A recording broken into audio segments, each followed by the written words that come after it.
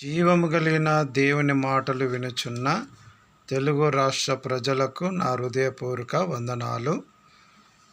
ఈరోజు దేవుని వాక్యము యోవేలు 2వ అధ్యాయము 27వ వచనములో దేవుడు చెప్తున్న మాట, నా జనులు ఇక నిన్నడును సిగ్గుపడక యుందురు అనే మాట యోవేలు ప్రవక్త ద్వారా దేవుడు తెలియజేస్తున్నాడు.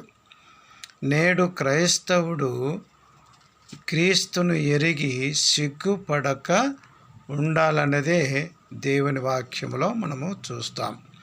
పేతురు రాసిన మొదటి పత్రికలో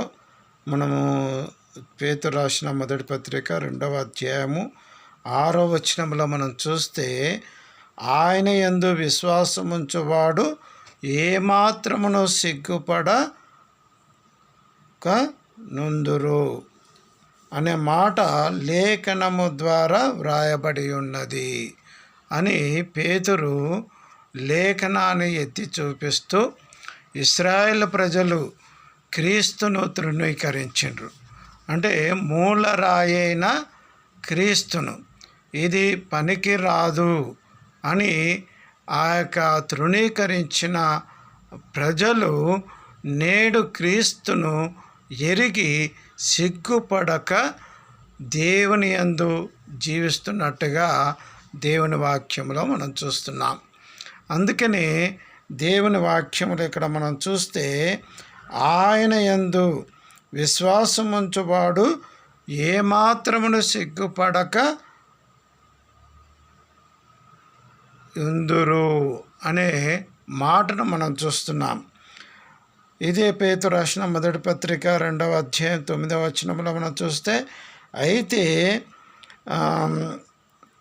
మీరు చీకటిలో నుండి ఆశ్చర్యకరమైన వెలుగులోనికి వచ్చి ఉన్నారు, ఆయన గుణాతిశయములో ప్రచురపరచుటకు వచ్చి ఉన్నారు అంటున్నాడు.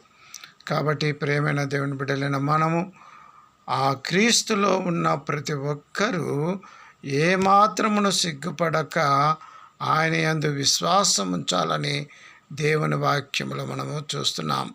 అలాగే కిందికి చదివితే మనము శారీరకంగాను మనము బలహీనులమైనప్పటికీ ఆత్మయందు నమ్మకముగా ఉంటూ దేవుని సన్నిధిలో సిగ్గుపడక జీవించాలనేదే దేవుని వాక్యములో మనం చూస్తున్నాం.